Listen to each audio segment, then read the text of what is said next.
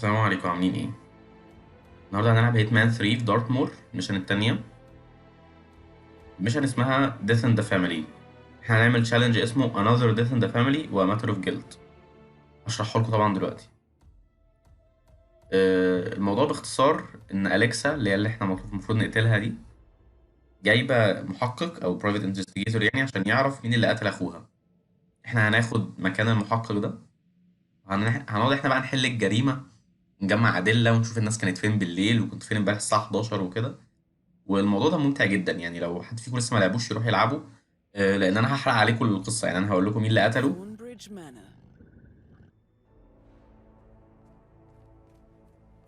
انا طبعا بعتذر ان الفيديو طويل شويه، بس خليكم معايا للاخر هتنبسطوا يعني. anyway هنخش المبنى عادي خالص، هنخش البيت عادي خالص. طبعا القصه نفسها، يعني الميشن نفسها من غير التشالنجز ممتعه جدا، انت تقعد تدور بقى مين اللي قتله وتربط الحاجات ببعض وتشوف ادله هنا وتشوف ادله هنا. اللي قتله باختصار هي ايما، يعني ايما دي هي مرات ابن اليكسا، مرات ابن الست اللي احنا عايزين نقتلها. another death in the family، المفروض ان انت تخلي ايما تقتل اليكسا كمان. الموضوع يعني يبان صعب، بس هو اسهل بكتير مما يبدو يعني. المهم ان احنا هنخش البيت عادي من الشباك اللي هنا ده. اول ما تخش البيت هتلاقي على يمينك اوضه فرينزبي، اوضه اللي هو الباتلر او الخدام ده.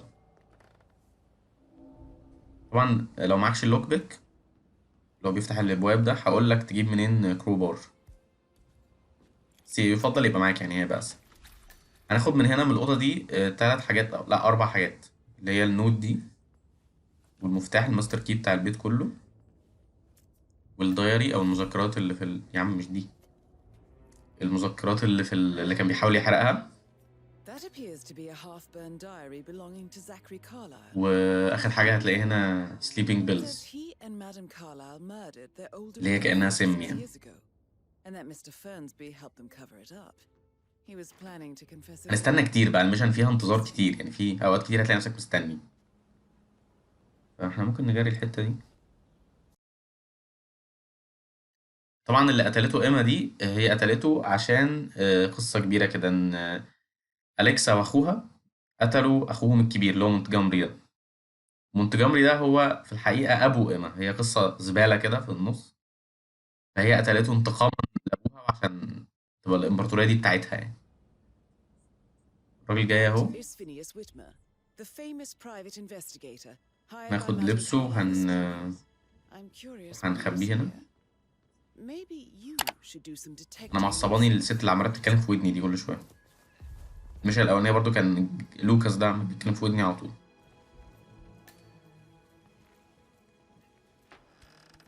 هتروح بقى تقابل A famous هتروح private تقابل أليكسا investigator. كأنك انت فينيس ده اللي هو المحقق، وهي هتطلب منك بقى انك تشوف الجريمة.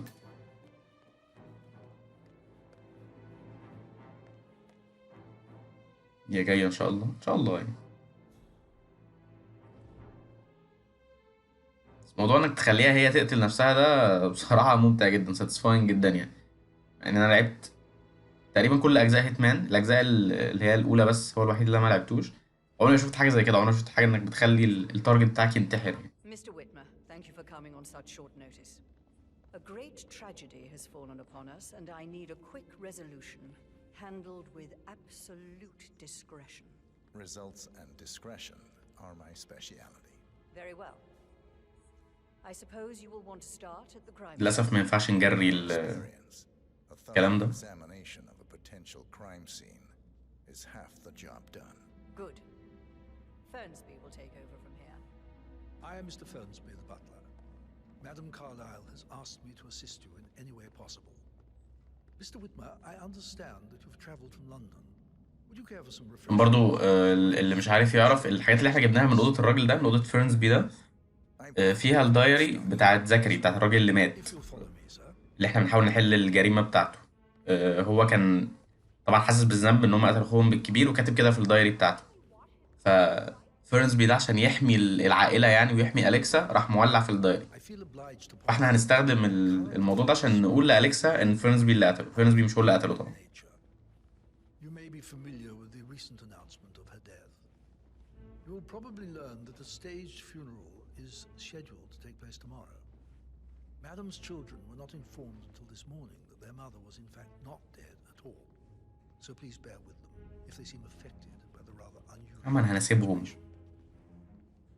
I trust I do not need to remind you that there will be consequences if word gets out that Madam Carlisle. أنت محتاج تروح عشان تعمل التو تشالنج دول، محتاج تروح 3 حتت: أوضة فيرنسبي وأوضة إيما وأوضة زكري اللي هو الراجل اللي مات. I will tell you this. طبعا الخريطة مكتوب فيها الأوض فين بالظبط، يعني إن كيس إن حد تاه يعني. Madam Carlisle's younger brother. He was found dead in his bed this morning. The door was locked from the inside, and a suicide letter was found in his room. However, Madam Carlisle suspects foul play and will not accept that he took his own life. I've عشان دي prepared هتديك إحساس كونان أوي. so please do come and see طبعا me. أنا الناس اللي في سني كلها بتحب كونان يعني. Crime scene. This is Mr. Zachary's room. To my right. في الأوضة 6 حاجات لازم تلاقيهم. I trust you'll get لازم تصور الجثة. Why don't you يا ستي use your اسكتي بقى. camera to scan the dead body, 47? لازم تصور الكاس اللي جنبه ده.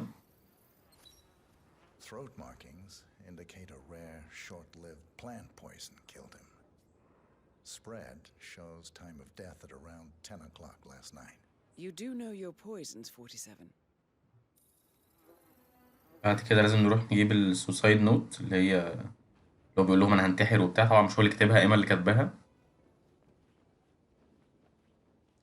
انت رايح فين؟ واللابتوب كان بيشتري حاجة. Zachary's suicide note. Also, a sample of handwriting. It could be relevant to compare to other samples to establish its authenticity. Zachary was shopping for new Wellingtons last night. Not exactly what you would expect. في هنا بقى from أوضة someone سيكريت، يعني أوضة suicide. سرية من الكتاب ده.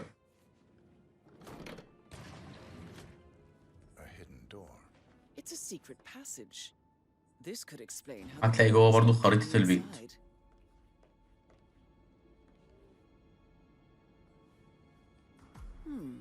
A photocopy of the floor plans. Somebody's been researching the secret ins and outs of Thornbridge Manor. I believe you've done a thorough دلوقتي search هنرجع of للفرنس بي house تاني. 47. Maybe it's time to see the butler. I'm curious about the information. فرنس بي ده بقى هيقولك بقى انا محضر لك لستة بالسسبكتس بالمشتبه فيهم، ومحضر لك يعني الأوض اللي انت هتحقق فيها، هتستكشفها او هتنفستيجيتها يعني. فهنشوف كده. بعد كده هنتكلم معاه. بعد كده هنروح أوضة إيما. طبعا الدايري او المذكرات اللي احنا لقيناها في أوضة فيرنسبي ده Crime scene. خطها مش زي خط السوسايد نوت، عشان كده عرفنا ان مش هو اللي كاتبها. Last night. Well, that means the staff were off duty. غير ان هو كان بيشتري حاجة من على اللابتوب، حاجة لاكجري يعني. فطبعا ده انديكيشن ان هو مش منتحرش يعني. Here when he died. And before you ask, no, I do not have an alibi. I was alone in my office at the time of death. Here is the material that I prepared for you. It's a list of the possible suspects and their quarters. Hopefully that will help you keep track of your findings. Please come and see me when you've solved the case, and I will take you to Madam Carlisle. Mr. Fernsby clearly didn't commit the murder, but I think you have enough evidence to convince Madam Carlisle. هي ديانا او دانا دي دلوقتي بتقولك ان احنا ممكن نقول لها ان هي ان فيرنسبي هو اللي قتله. So how does one solve a murder mystery, 40? هي الحاجات دي بقى هو اللي محضرها لك. الحاجات دي لو انت ما لعبتش، لو انت اول مرة تلعب الميشن هتساعدك جدا. هتقولك لازم تروح فين.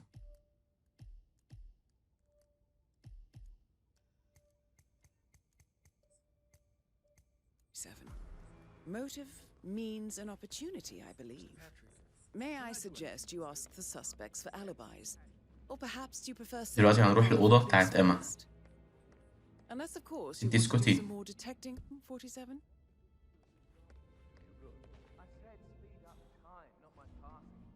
أوضة إيما فوق جنب أوضة زكري ده، بس هي مقفولة. لازم تفتحها باللوك بيك أو بالكروبار. هقول لكم كمان شوية فين الكروبار. بس أنت غالبا لو لعبت الميشن مرة أو مرتين وخدت فيها بوينتس كفاية يعني هيتفتح لك اللوك بيك. يا حبيبي امشي.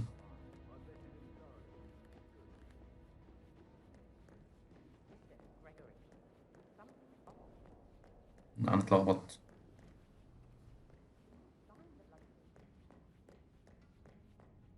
مش هنا لا. No need to panic.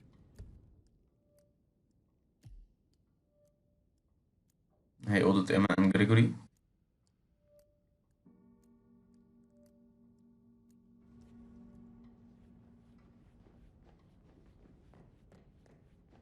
في 4 حاجات في الأوضة لازم تلاقيهم. يا ابني هناك اهي. That door leads to Emma and Gregory's room. طبعا احنا معانا الماستر كي اصلا اللي جبناه من اوضه فيرنسبي ده بيفتح كل الاوض. الجزمه دي لازم تصورها.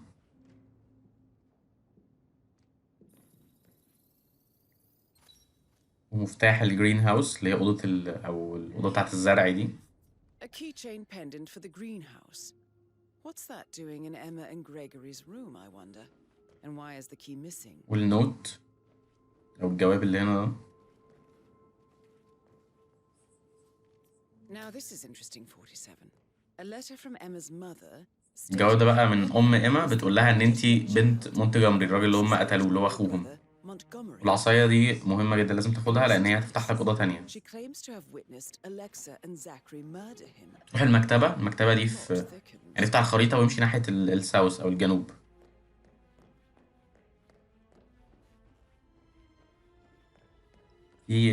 في حته كده بتحط فيها العصايه بتتفتح. لا هناك خالص.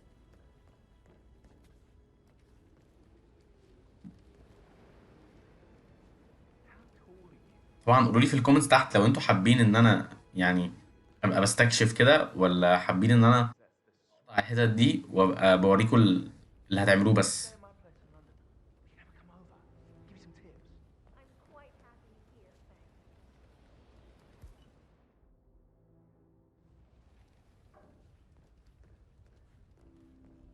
الأوضة دي بقى أوضة سرية يعني محدش في البيت يعرف عنها حاجة.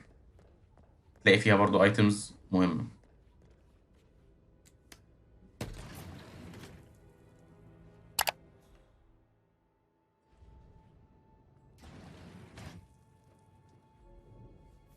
An old letter, 47. Never opened. Must have slid under the secret door nearly 46 years ago. It states that Alexa Carlisle's older brother, Montgomery, wanted Alexa to become the heir to the Carlisle Empire. ده جواب من أخوهم اللي هم قتلوه مونتجومري ده. بيقول إن هو أصلا كان عايز أليكسا تبقى in charge أو مسؤولة عن شركة العيلة وفلوس العيلة، فما كانش ليها لازمة إنها تقتله.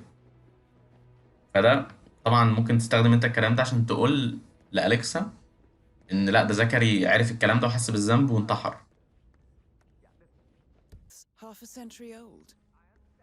If you frame it correctly, I believe you could use the information to convince Madame Carlisle. دلوقتي احنا بقى عندنا حاجتين ممكن نعملهم. ممكن نقول لها ان فيرنسبي هو اللي قتل زكري، ممكن نقول لها ان زكري انتحر. كل واحدة فيهم تشالنج. هنبدأ الأول بإن احنا نقول لها ان زكري هو انتحر.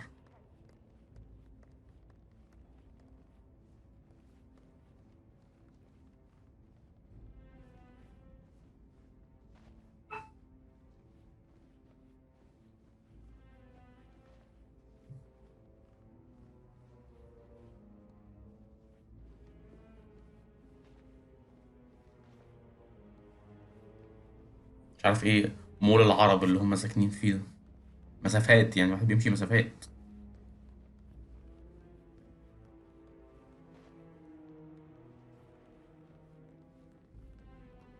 طبعا الطريقة العادية بقى لو انت بتلعب الميشن عادي من غير القصة دي، طبعا مطلوب منك تجيب الكيس فايل ده.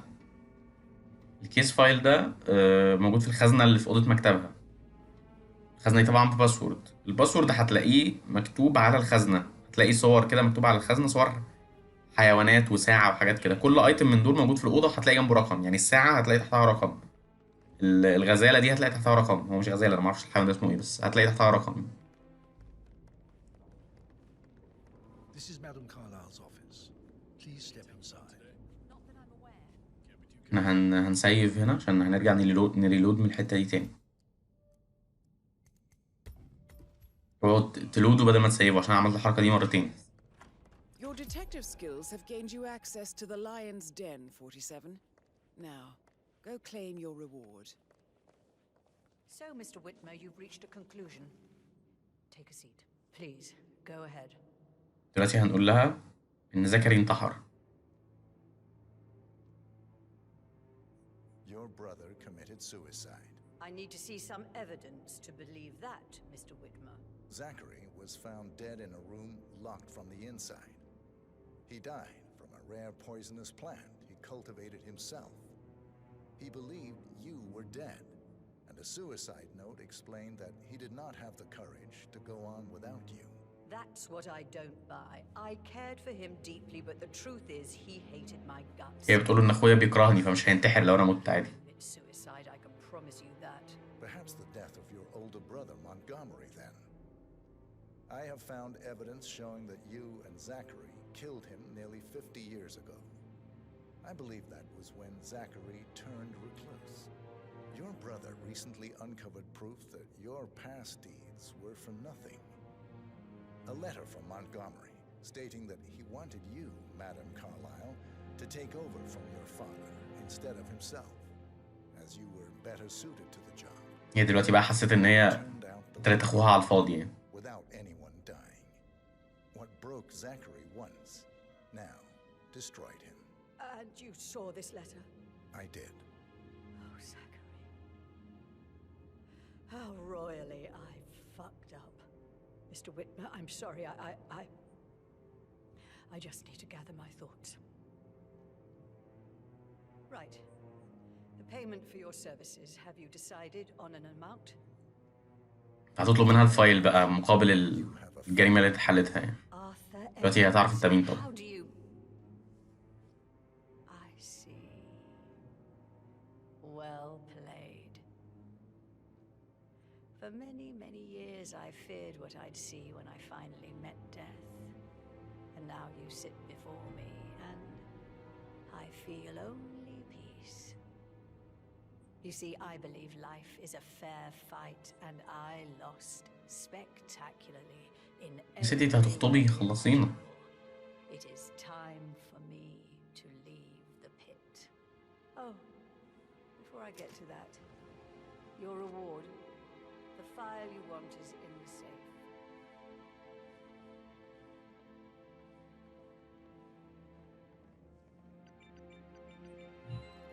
A last wish from a dying woman. Get Edwards and make عينيا. him suffer. So long. I need some privacy. Thank you. Good work, 47. That's the file on Arthur Edwards secured. Time to take care of Madam Carlisle. طبعا ما حصلتش قبل كده ان انت تخلي الراجل بتاعك ينتحر يعني. انا مش شفتهاش بصراحة.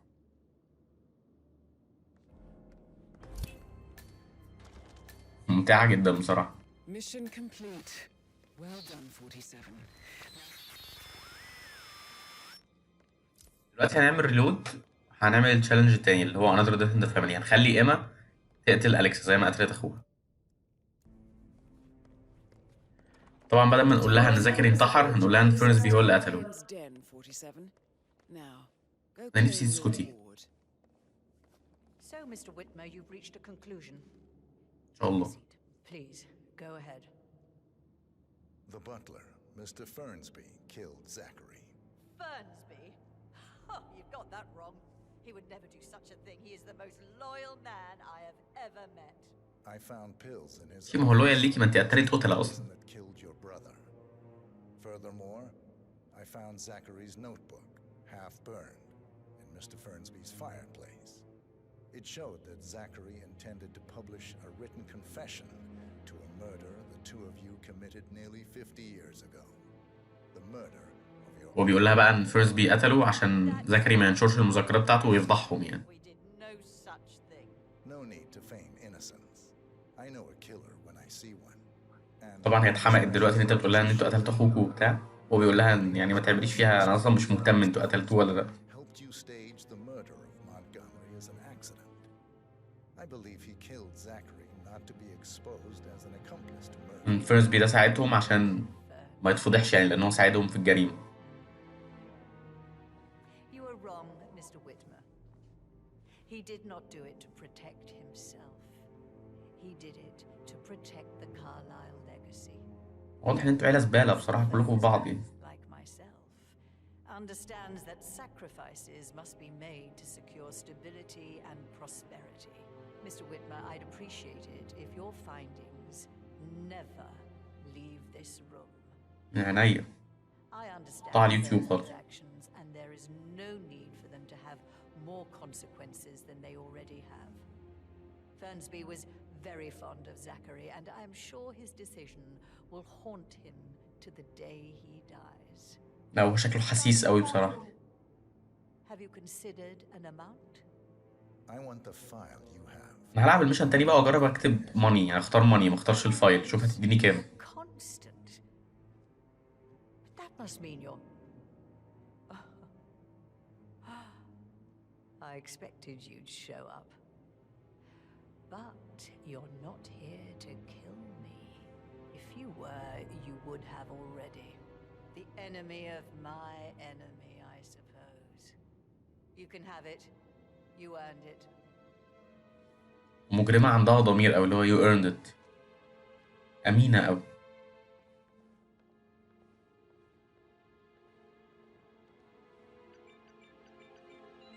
The file you want is in the safe.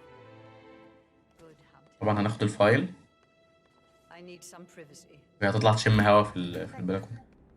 الطريقه العاديه بقى يعني لو انت قلت لها ان ايما اللي قتلتها ممكن تزقها من البلكونه.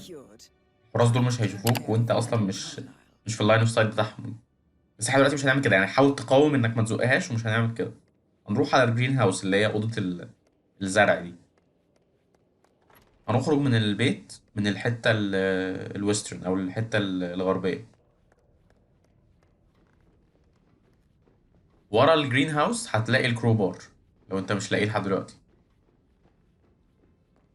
طبعا انا باسيوم يعني بفترض ان اللي بيشوف التشالنج ده لعب الميشن اوريدي مرتين ثلاثه مثلا وعايز بقى يعمل التشالنج. كان الطبيعي ان انت بتلعب الميشن الاول تقعد بقى تستكشف وتعمل حاجات هبله وتشوف ده ينفع وده ما ينفعش وكده. اهلا يا حبيبي.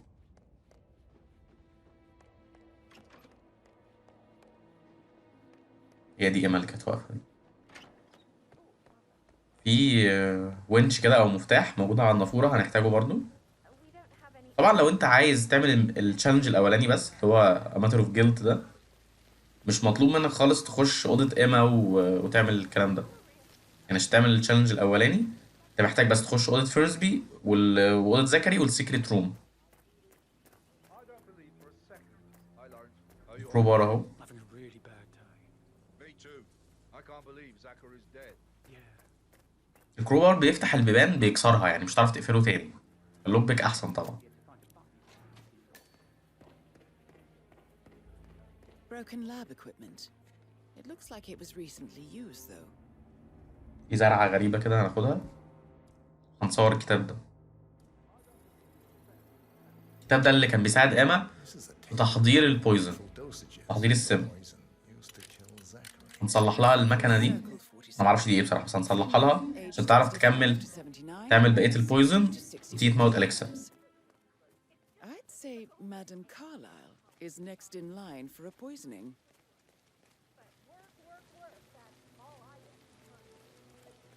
بعد كده هنرجع على البيت، اليكسا هتقعد تخطب فيهم وتهزقهم وبتاع.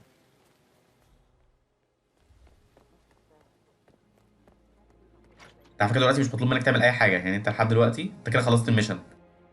الباقي ده بس احنا بنشوف ايه اللي هيحصل. Somebody should document this historic moment. Mother apologizing for a major cock-up. Both firsts, I believe. In my own time, Gregory. I'll wait till everybody is here.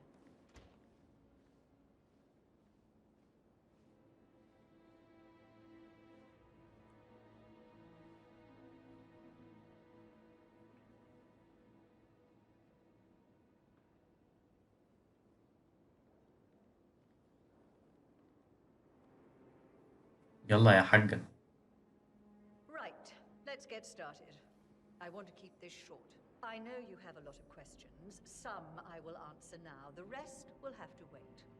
First, Zachary's sudden death is a great tragedy, but also a great inconvenience, as it happened just now.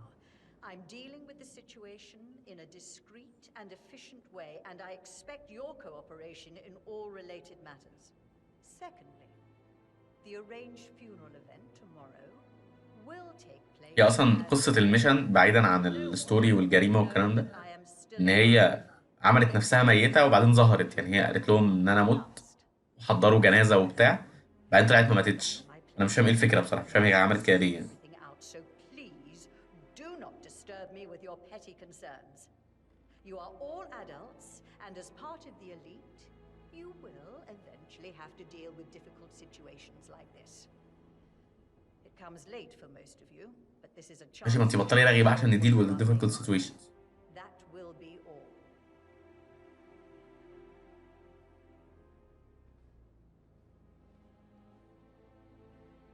دلوقتي مش هنعمل حاجه غير ان احنا هنتفرج على ايما وهي رايحه تكمل البويزن، وهي رايحه تعمل بقيه البويزن. ممكن نجري الحته دي عشان احنا هنستنى كتير، هنقعد مثلا 4-5 دقايق.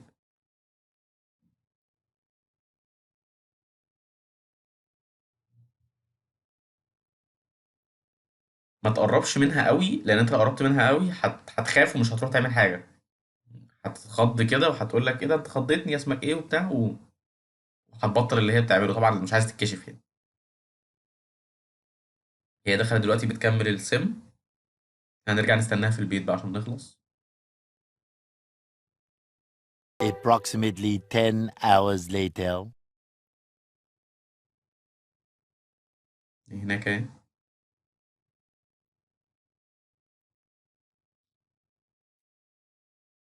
المفروض دلوقتي ان هي داخله تحط السم في الدرينك بتاع اليكسا. انا مش فاهم ازاي هي متخيله ان محدش شايفها يعني، بس ما علينا.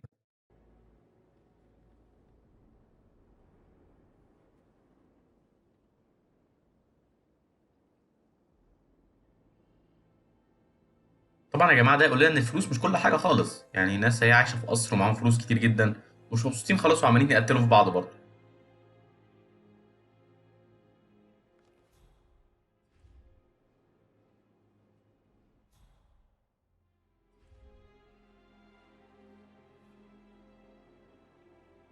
دلوقتي اليكسا هتيجي تاخد شفطه. يا رب.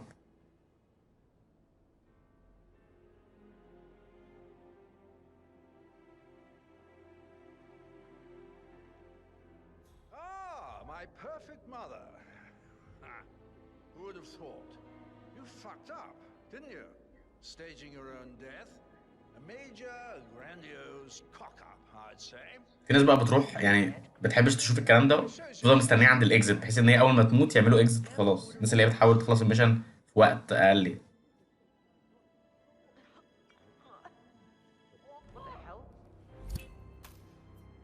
ما شاء الله السم في اللعبه دي بيشتغل في ثانيه يعني. طبعا في الحقيقه مش كده الدنيا يعني، اسمعني. بس احنا كده خلصنا الميشن، ندور على اكزit بقى.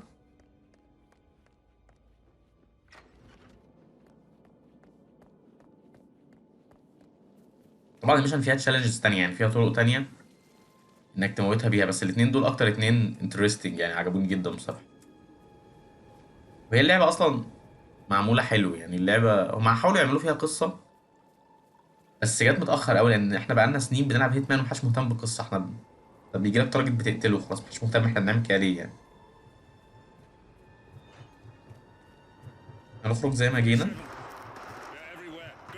ده كل شوية تتضرب عليك نار.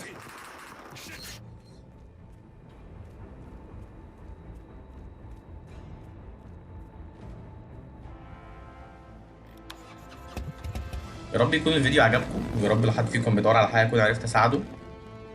قولوا لي في الكومنتس تحت ايه التشالنج في هيتمان اللي عايزين تشوفوه المره الجايه، وقولوا لي ايه رايكم في الفيديو ده. ولو عجبكم الفيديو طبعا اعملوا لايك واشتركوا في القناه عشان ما يفوتكوش الفيديوهات الجايه. السلام عليكم.